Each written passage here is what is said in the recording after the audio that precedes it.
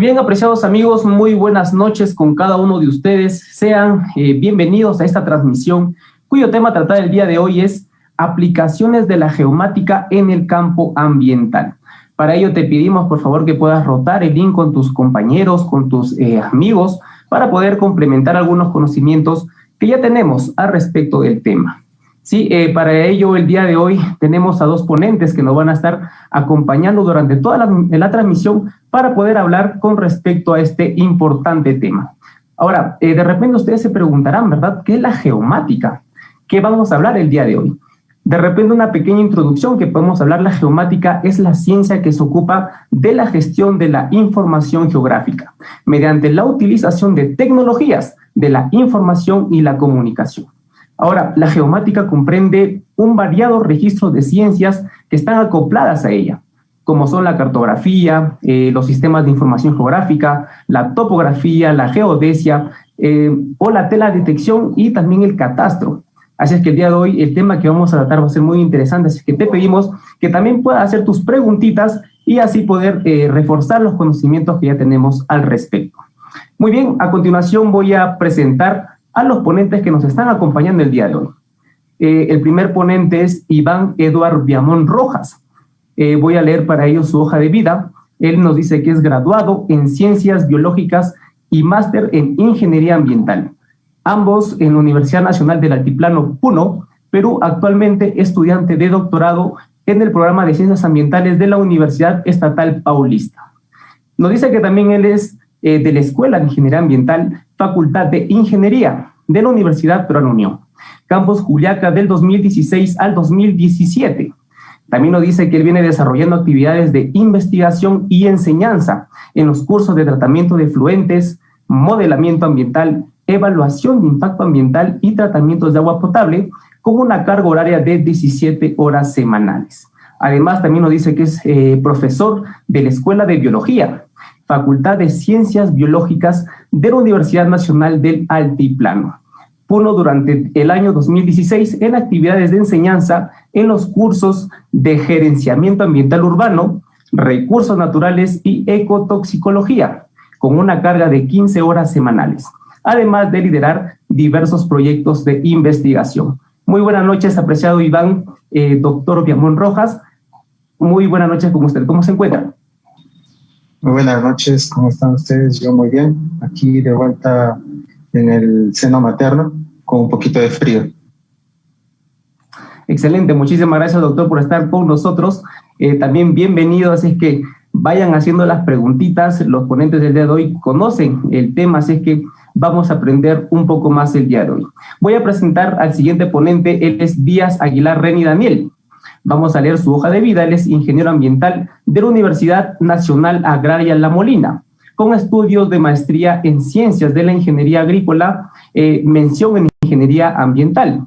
Se especializó en climatología, hidrología y glaciología a través del levantamiento de información de campo y desarrollo de estudios integrado, equipos multidisciplinarios con enfoques territoriales, adaptación al cambio climático y gestión del riesgo. Ha aplicado diferentes modelos ambientales y sistemas de información geográfica a múltiples áreas ambientales, especialmente para análisis de peligros, vulnerabilidad y riesgos asociados al cambio climático de glaciares, recursos hídricos, ecosistemas de montañas y los servicios ecosistémicos que nos brindan. Buenas noches, apreciado ingeniero Díaz Aguilar Reni Daniel. ¿Cómo se encuentra usted? Muy buenas noches con todos, gracias por la invitación y en esta oportunidad estaremos compartiendo un poco de las experiencias que hemos tenido con la aplicación de la geomática en las ciencias ambientales. Muchísimas gracias, apreciado ingeniero. Sean todos bienvenidos, no olvidemos rotar el link con los compañeros para poder complementar algunos conocimientos con respecto a este tema. Muy bien, vamos a empezar con el espacio de algunas preguntas que nos han hecho llegar y voy a empezar con el ingeniero Viamón Rojas. Ingeniero Viamón, en el contexto de la calidad de agua, ¿cómo podemos vincular la ecotoxicología con la percepción remota? Muy buena pregunta. El concepto de ecotoxicología viene desde ver cuál es la interacción entre ya sean elementos artiales, es decir, elementos que han sido introducidos por el hombre, por las actividades del hombre, en distintos tipos, ¿no? Pueden ser domésticos, pueden ser industriales, pueden ser agrícolas, pecuarios, pero obviamente esos elementos sí tienen un punto en el cual se van a tener que acumular. Y en estos casos, como es mi parte, yo trabajo la parte de calidad de agua.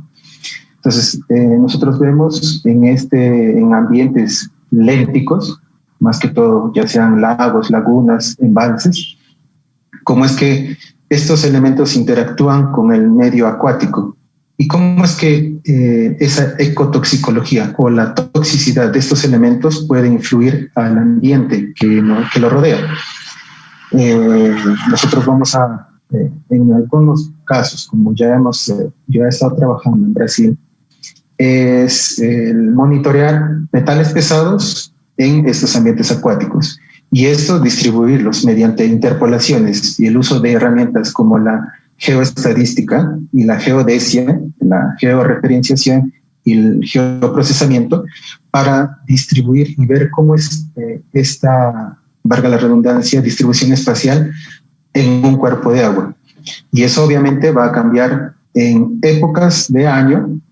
Puede ser en época de lluvia o en época de secas, son distintas.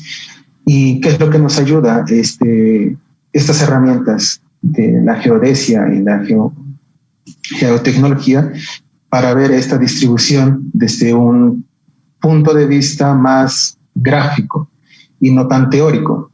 El decir, existe un pH de 7.8 o existe la acumulación, la concentración de plomo que está a 120 miligramos por kilogramo de sedimento. Pero eso es más técnico, algo más visual, lo que nos ayuda a estas herramientas en geotecnología, para ver cómo nuestro ambiente acuático se va deteriorando a lo largo del tiempo, ¿no? Por estas actividades humanas. Muy bien, muchísimas gracias, doctor Villamón. Es muy importante, ¿verdad? Y muy interesante ver cómo la geomática engloba muchos campos, tanto agua, tierra, aire, están aplicados en diferentes ramas. Tenemos otra pregunta y esta va dirigida para el ingeniero Remy Díaz Aguilar. Ingeniero, ¿qué aplicaciones se viene dando a la información proveniente de imágenes satelitales? Su micrófono, por favor, ingeniero. Sí, gracias por la pregunta, ¿no? Bueno, en los últimos años hemos visto cómo esta herramienta, la geomática, ha estado evolucionando bastante rápido, diría, ¿no? Tenemos bastantes satélites que están orbitando la Tierra, ¿no? Tenemos otros instrumentos que pueden generar información remota, como el dron, por ejemplo. Y a esto le sumamos la capacidad que tienen las computadoras ahora cada vez más de procesar información, ¿no? Y cada vez estas herramientas son más accesibles, a diferencia de algunos años pasados. Entonces, ahí hay un gran potencial de información y capacidades para aprovechar y hacer estudios ambientales, ¿no? En diferentes ramas, ¿no? Quizás ahora el reto ya no sea de repente la falta de información, que en algunos sectores podría todavía serlo, ¿no? Pero quizás ahora el reto es más cómo aprovechamos esa información. Con tanta información, obviamente, necesitamos más capacidades para poder sintetizar, ¿no? Entonces, con esta introducción, con esta, digamos, disponibilidad de información que me genera, ¿no? Estos sensores remotos, las computadoras, ¿no? Podemos hacer evaluaciones principalmente de diferentes sectores ambientales, por ejemplo, en los ecosistemas, ¿no? Cuando hablamos de ecosistemas, por ejemplo, los problemas típicos que vemos cada año, pues son un ejemplo, son los incendios forestales, ¿no? Entonces, cuando hablamos de incendios forestales, vemos que son afectados grandes hectáreas de bosques, bufedales, humedales, y también, también a la fauna que vive dentro de estos ecosistemas, ¿no? Entonces, Los sensores remotos nos ayudan a hacer el monitoreo y hacer la evaluación de estos incendios que suelen ocurrir, ¿no? Incluso a identificar dónde se están produciendo esos focos de calor que se pueden estar dando. Y existen, ¿no? Y existen incluso aplicaciones y herramientas que se están utilizando para hacer este monitoreo, incluso para hacer el pronóstico, ¿no? Porque lo que quizás es lo que todos buscan en este momento es pronosticar adecuadamente los incendios forestales para poder, obviamente, tomar acciones y reducir los impactos, ¿no? Entonces, la geomática es una herramienta esencial que provee información para hacer este tipo de estudios, ¿no? Y en otros aspectos, otra aplicación que se da bastante, la geomática y el uso de imágenes, es pues el estudio de cambio climático, ¿no? Entonces, cuando hablamos de cambio climático, hay una gran gama de, efectos y sistemas que son afectados por el cambio climático, ¿no? Dentro de ellos tenemos, pues, los sistemas hidrológicos, los ecosistemas de montaña, ¿no? Dentro de ellos tenemos los glaciares que cada vez están reduciéndose, ¿no? Y entonces la pregunta es, ¿no? ¿Cómo vamos a evaluar, cómo vamos a estudiar o cuál será, las proyecciones que se puedan presentar sobre la disponibilidad de recursos hídricos en ecosistemas de montaña y sobre todo en glaciares? Entonces allí, por ejemplo, se usa bastante imágenes satelitales, se usa bastante también modelos climáticos globales, ¿no? Que en los últimos años también han ido evolucionando bastante, ¿no? Los modelos climáticos globales, por ejemplo, son una combinación de información observada en campo, la información que uno recolecta a través de estaciones, a través de puntos de monitoreo, ¿no? Pero también a esa información se suma la información remota, la información de imágenes satelitales, la información de radares, sensores remotos, que potencian ahora estos modelos globales, ¿no? Entonces, y tienen mejor pronóstico. En los últimos años han mejorado bastante los pronósticos para generar información climática, ¿no? Y que nos ayuden a evaluar cómo estas variaciones del clima van a afectar diferentes ecosistemas, ¿no? Un ejemplo, por decir, se hacen para evaluar ecosistemas, ¿no? Se toma mucho el criterio de zonas de vida, por ejemplo, ¿no? Las zonas de vida es una clasificación climática, pero sin embargo, a pesar de repente de ser un poco a gran escala, al menos me orienta, ¿no? De cómo estas zonas de vida podrían cambiar en un futuro y cómo estas zonas de vida obviamente van a condicionar la formación de nueva vegetación, y a su vez esta formación de nueva vegetación condiciona la presencia o ausencia de diferentes especies, ¿no? Entonces, en el estudio de cambio climático, bastante información se utiliza para hacer estas evaluaciones, y justamente los sensores remotos y la geomática ayuda bastante con la información, ¿no? Otra aplicación que hemos, en los últimos años se está aplicando cada vez más son la aplicación de modelos, ¿no? Los modelos ya existen, en muchos casos ya existen, ¿no? Otros vienen siendo aún desarrollados, ¿no? Cada vez hay mejores versiones de modelos, porque también, como mencioné hace rato, la capacidad de las computadoras cada vez también sigue aumentando. Entonces, también es más factible utilizar algunos modelos, ¿no? Por ejemplo, para modelar la distribución de poblaciones, ¿no? Justo un grupo de estudiantes había hecho una aplicación de un modelo para distribución de especies, ¿no? Justo hablando en este contexto del COVID, ¿no? Mucha gente, al menos en las zonas, en provincias como acá en Puno, en Perú, hay mucha creencia y mucho uso de algunas plantas medicinales, plantas ornamentales, ¿no? Entonces, la pregunta era, ¿no? ¿Qué pasa si hay una gran, demanda de estas plantas? ¿Van a incentivar la deforestación? En todo caso, ¿qué pasa con esa distribución de ciertas especies, y dónde está esa distribución de ciertas especies digamos, en el departamento, ¿no? En un inicio se pensó que se podía hacer en el departamento, pero viendo la disponibilidad de información se hizo para todo el Perú, ¿no? Entonces se identificó las áreas potenciales donde se encuentran ubicadas estas especies que son utilizadas para combatir el COVID, ¿no? Para las enfermedades respiratorias agudas, ¿no? Entonces es un ejemplo de aplicación digamos, de un modelo, ¿no? De poblaciones como el MAXEN, que utiliza información satelital, que utiliza información de modelos globales, ¿no? Y obviamente información también de campo para poder, digamos, obtener una información nueva, ¿no? Y poder tomar decisiones, ¿no? Y así hay otros modelos de ecosistemas, servicios ecosistémicos, ¿no? Modelos hidrológicos, los modelos de calidad del aire que ahora, con esta información disponible, son cada vez más factibles de ser utilizados este tipo de modelos, ¿no? Y al final de todo esto, de todas estas aplicaciones también, digamos, esta información ayuda mucho a la planificación, ¿no? A la planificación del territorio, la planificación a nivel nacional, ¿no?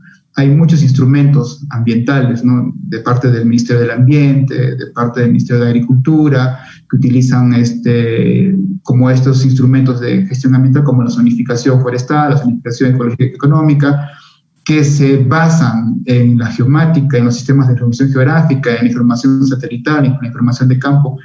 Y obviamente esto sería como un ejemplo, ¿no? De cómo integrar toda la información espacializada para obtener, digamos, o para identificar potencialidades, debilidades y hacer una adecuada planificación del territorio para, digamos, un desarrollo sostenible, ¿no? Muchísimas gracias, ingeniero Reni. Se podría decir, es muy importante, las tecnologías que tiene la geomática nos pueden facilitar mucho el trabajo, ¿verdad?, en el campo ambiental. Muy bien, vamos a continuar. Esta fue la primera parte. A continuación vamos a proyectar un video acerca de qué es lo que hace la Escuela de Ingeniería Ambiental.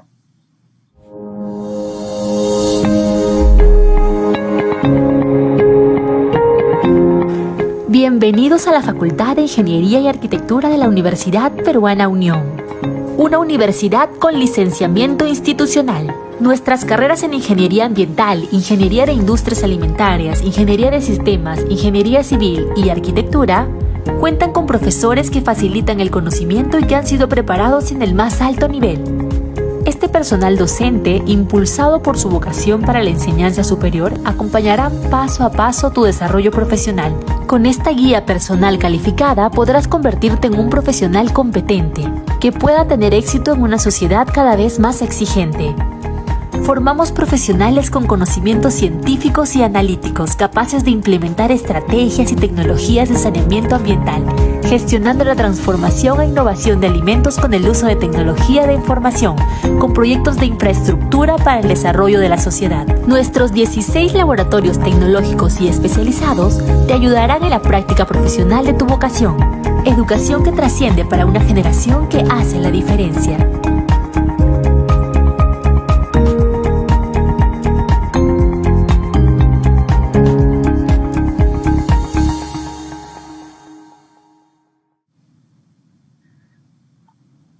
Muy bien, vamos a continuar con esta importante ponencia, así que vamos a seguir con las preguntas. Ahora voy a dar pase al doctor Viamón con la siguiente pregunta. Nos dice, en el contexto de la limnología, ¿cuál es el estado del arte del uso de la percepción remota para el análisis de los cuerpos de agua continentales? Voy a repetir otra vez la pregunta. En el contexto de la limnología, ¿cuál es el estado del arte del uso de la percepción remota para el análisis de los cuerpos de agua continentales? Bueno, en esta parte voy a tocar algunos temas de lo que estamos trabajando allá en Brasil, por ejemplo. Yo soy parte del laboratorio de limnología de la Universidad de Sao Paulo y dentro de ello estamos trabajando, obviamente, áreas dentro de la biología como la toxicología y la ecotoxicología, no solo viendo la parte de la geomática o de la geodesia, ver esto desde una ilustración del sedimento, sino que también se trabaja con peces para ver el grado de letalidad de este sedimento. Se trabaja con distintos tipos de organismos vivos para ver esa letalidad que existe dentro de los sedimentos, en especial en lo que estamos trabajando allá. Y existe una rama, eso ya hace el jefe que tenemos ahí, nuestro orientador, nuestro asesor, entró hace un par de años con esto de la geomática dentro del campo de la limnología. Como ustedes deben de saber, desde el año 2015 existe un satélite muy potente que es de la Agencia Europea, de la ESA, que es Sentinel, que son 2 satélites que giran alrededor del mundo y toman imágenes cada 5 días. El uso de este Sentinel-2 en especial, ¿no?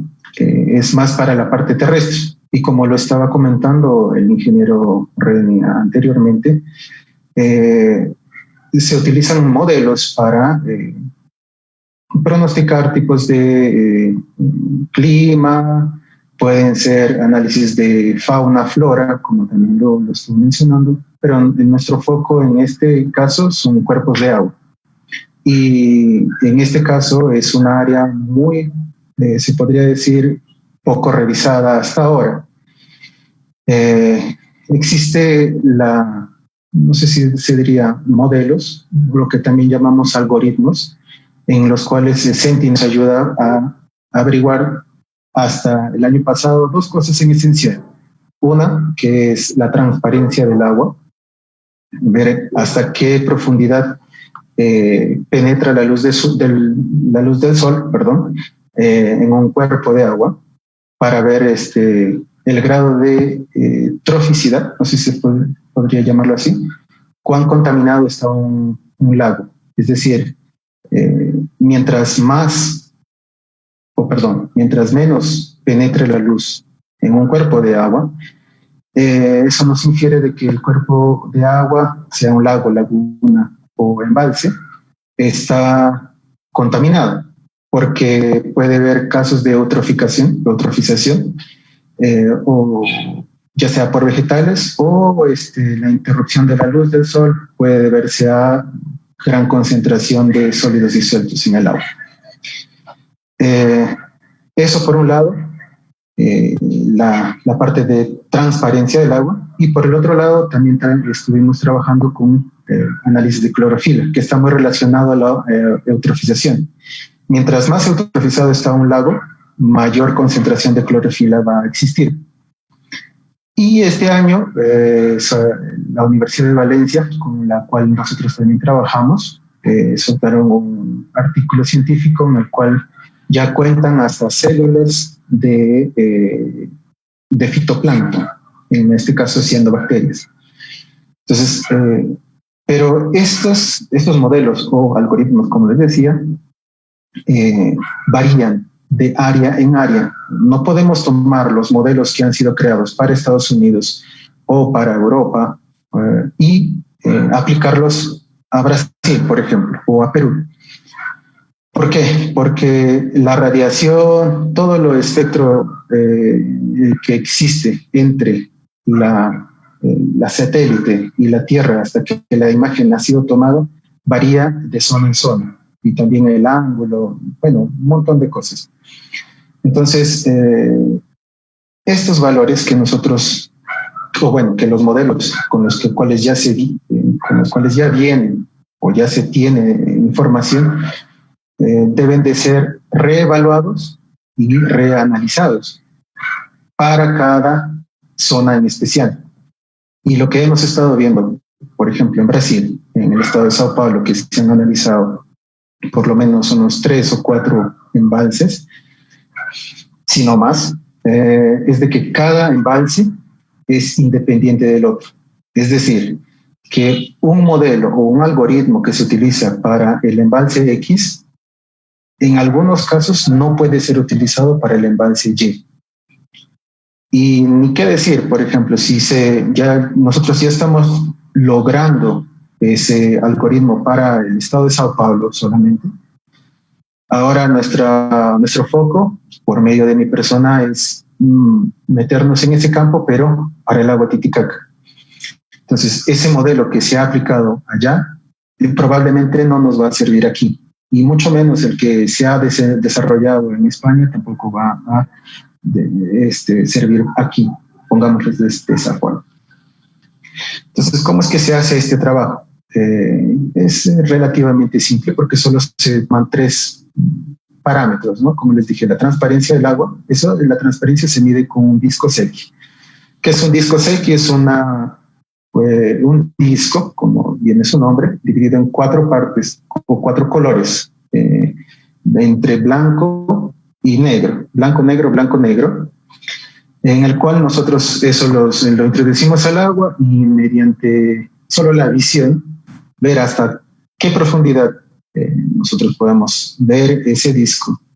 Nosotros decidimos de que la transparencia de agua llega a 2 metros o 3 metros. Por ejemplo, el año pasado que yo estuve haciendo un monitoreo también aquí en el lago Titicaca, dentro de la zona de la bahía interior de Puno, llegué a calcular una transparencia de 1,5 metros, sabiendo de que la profundidad máxima, bueno, en algunos casos es de 8 metros, según lo que dice la bibliografía de la bahía interior de Puno.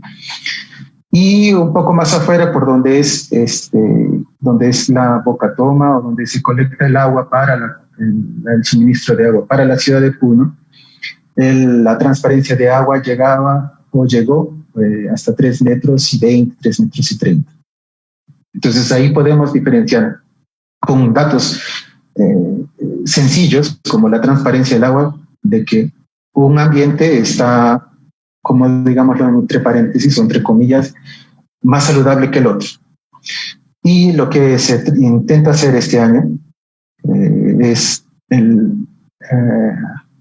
hacer lo mismo, la transparencia, y también obtener muestras de clorofila, las cuales se van a procesar en el laboratorio para tener una base de datos, por ejemplo, de una malla de 50 puntos, en el cual nosotros vayamos a comparar los datos obtenidos en campo con los datos que se vayan a obtener de la imagen de satélite.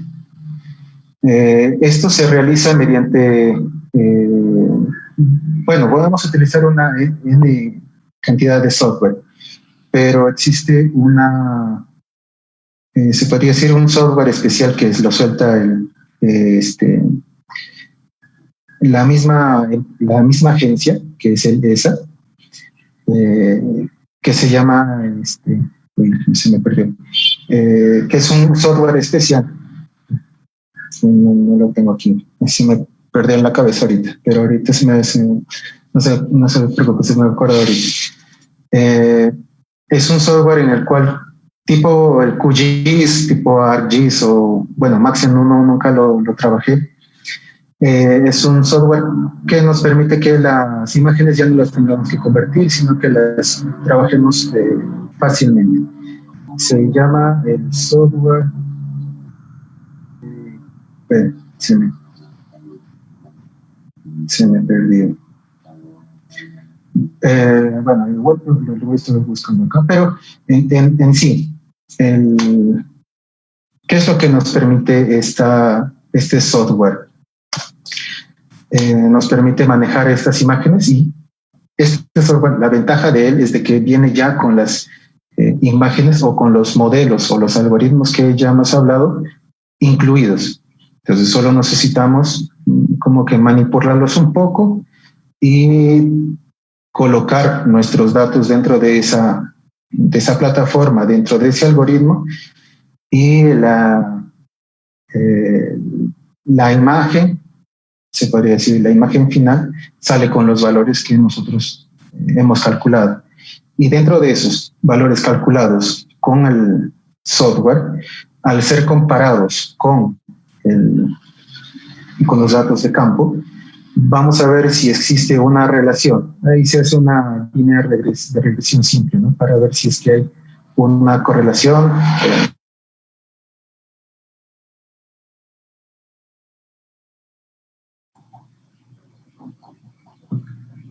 Muy bien, al parecer hemos tenido algunos problemas de conexión con el doctor Viamón.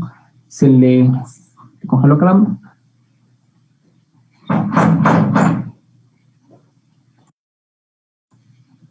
Muy bien, apreciado doctor, al parecer se le ha ido un poco la conexión, es parte del contexto virtual, siempre suceden estos imprevistos.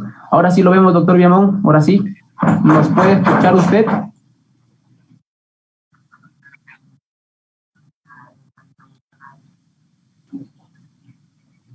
Muy bien, bueno, vamos a continuar en todo caso, vemos que es muy importante las diferentes aplicaciones que nos ofrece la geomática. Perdón, sí, yo los escucho, pero bueno, no los estoy viendo.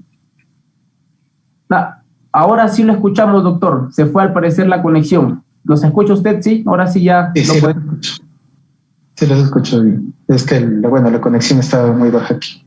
Entonces, bueno, para sintetizar, el programa se llama SNAP, con el que les estaba diciendo.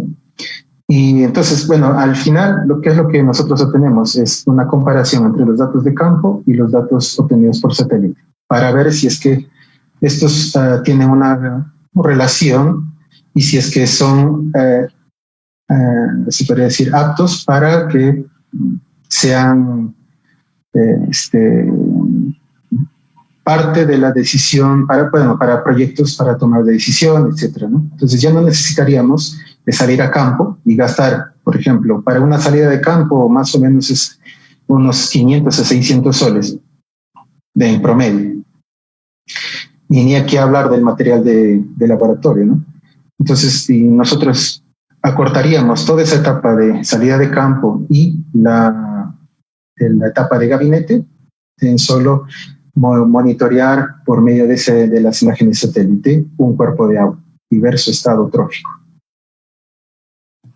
Excelente, muchísimas gracias, doctor. Es muy importante las acotaciones. La geomática es un campo muy amplio, diferentes cosas por aprender, y es muy importante ver los puntos de vista, sobre todo de los expertos que ya están en la línea. Vamos con la última pregunta. Esta pregunta va dirigida a nuestro apreciado ingeniero Díaz Aguilar. Ingeniero Díaz, ¿cuál es la tendencia de la información geoespacial? ¿Cuál es la tendencia de la información geoespacial? Gracias por la pregunta.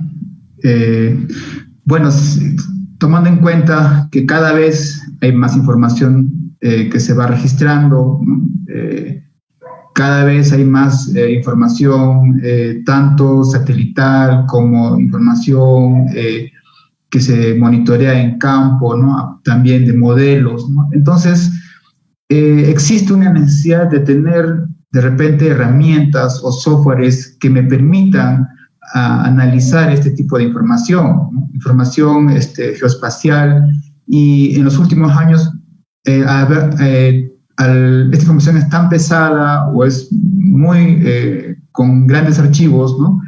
Entonces se generan diferentes tipos de archivos nuevos, ¿no? Que en muchos casos de repente para muchos es desconocido, ¿no? Pero ya se viene utilizando más, como son los archivos comprimidos, ¿no? En NetCDFs, ¿no? Que son una especie de archivos en 4 dimensiones que me permiten almacenar múltiple información espacial y temporal, ¿no? En un solo archivo, ¿no? Entonces, y así se va también viendo la necesidad de tener un software que me permita evaluar ese tipo de información, ¿no? Con mayor rapidez, ¿no? Y eso es lo que se está observando en estos años, ¿no?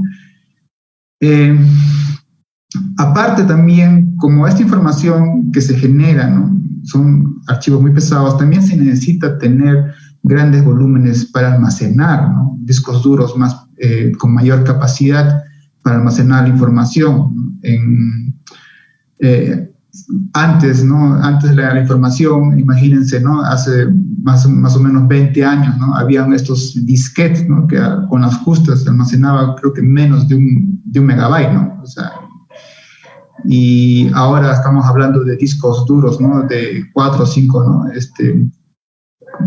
En terabytes, ¿no? O sea, y eso es una evolución que a su vez va de la mano también de la información disponible que existe, ¿no? Entonces,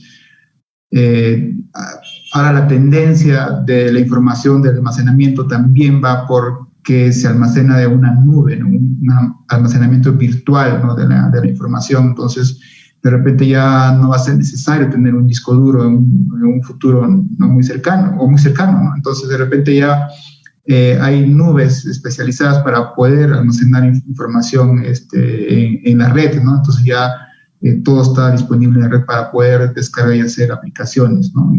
De esa información, ¿no?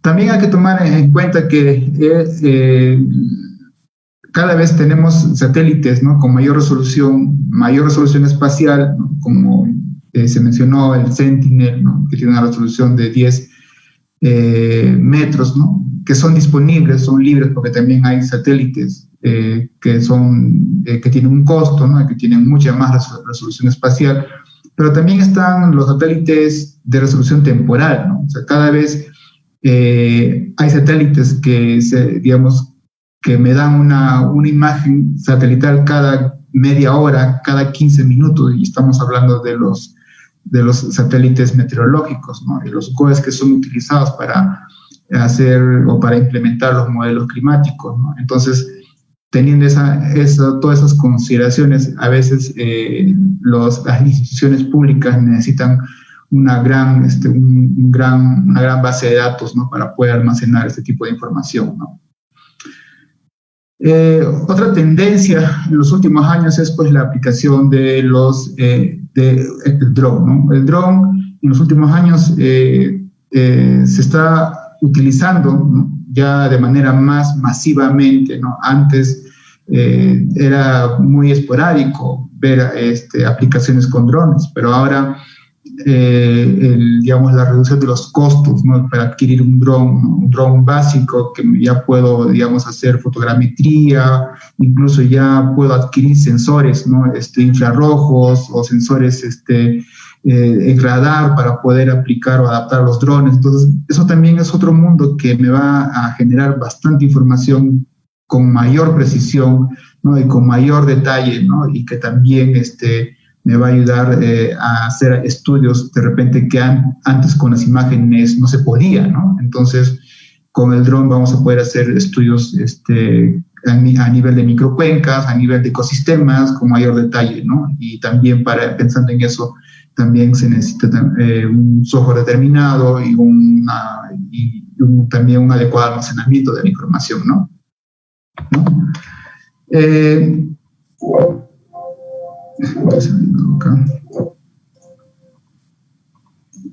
También otra herramienta que se necesita al tener tanta información disponible que se puede utilizar, no podemos utilizar toda la información como está, ¿no? Necesitamos algunas herramientas estadísticas, ¿no? Que de repente antes no se utilizaba, pero ahora sí son más necesarias la aplicación de ciertas herramientas estadísticas para poder discriminar qué información es útil, ¿no? Y qué información de repente no es útil, ¿no? Entonces, al haber mucha información, eso suele también llevar a error a veces en algunos estudios, ¿no? Al querer utilizar toda la información. Sin embargo, hay mucha información que sí ayuda, ¿no? a caracterizar, a hacer el estudio, ¿no? Pero también hay información que te genera ruido en vez de aportar. Entonces, necesitamos índices estadísticos, ¿no? Como, por ejemplo, este índice que son el análisis de componentes principales, ¿no? Espaciales, por ejemplo, ¿no? Para yo evaluar, esto es el caso de una tesis, ¿no? Que se está llevando a cabo para evaluar ecosistemas, por ejemplo, ¿no? Ecosistemas de montaña, ¿ya? Entonces, para evaluar, por ejemplo, los glaciares, ¿no? Entonces, para evaluar los glaciares hay mucha información que afecta a los glaciares. Por ejemplo, hay muchas variables, por ejemplo, la altura, ¿no? Por ejemplo, esa es una variable que, afecta al glaciar, ¿no? A mayor altura, el glaciar va a ser menos vulnerable, ¿no? cuando hablamos de análisis de vulnerabilidad, ¿no? Otra variable es la precipitación, otra variable es la humedad, otra variable es la radiación solar, otra variable, ¿no? Son variables climáticas. Las variables físicas puede ser la altura, la orientación, hacia dónde está dirigido, en función hacia de dónde sale el sol, ¿no? Y dónde se oculta, en qué dirección está ubicado el glaciar, ¿no?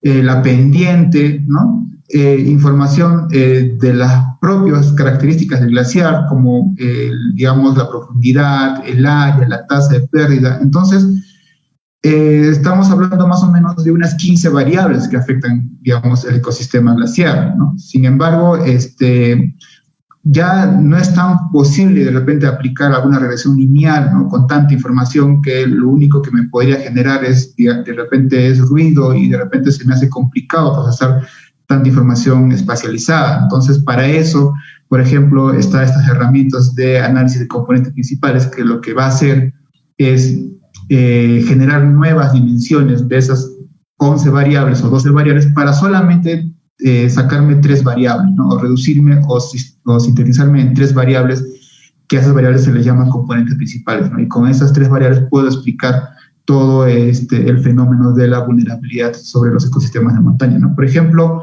eso es una herramienta, ¿no? Que se está utilizando para, analizar mucha información espacializada, ¿no? Y para terminar, ¿no? Nosotros también, hay algunos estudios, por ejemplo, que nos permiten evaluar estos ecosistemas. Como ya les mencioné hace rato, son las zonas de vida, ¿no? Las zonas de vida, por ejemplo, es una integración también de la información espacializada, ¿no? Tanto de precipitación, temperatura, ¿no? Y la relación humedad-evapotranspiración, y me permiten identificar zonas, ¿no? Con similares características climáticas que me condicionan la formación de cierta cobertura, ¿no? Entonces, cuando queremos evaluar el cambio climático, entonces allí entran, ¿no? Los modelos, ¿no? Los modelos globales, ¿no? Los modelos globales con información tanto presente como futura, ¿no? Entonces, cuando hablamos de modelos globales climáticos, en la actualidad hay más de 50 modelos globales climáticos, ¿no? Cada modelo global climático tiene sus propias características y tiene sus propias proyecciones. Obviamente, en un contexto, a un contexto ya consensuado, ¿no? Que se le llama escenarios, y estos escenarios tienen la denominación de, escenarios RCPs, ¿no? RCPs 2.5, RCPs 5.8, de acuerdo a los escenarios más escenarios muy reservados, o escenarios muy extremos, ¿no? Y de acuerdo a estos escenarios, estos modelos se generan, ¿no? Las condiciones climáticas tanto presentes y futuras, ¿no? Entonces, esos escenarios futuros, ¿no?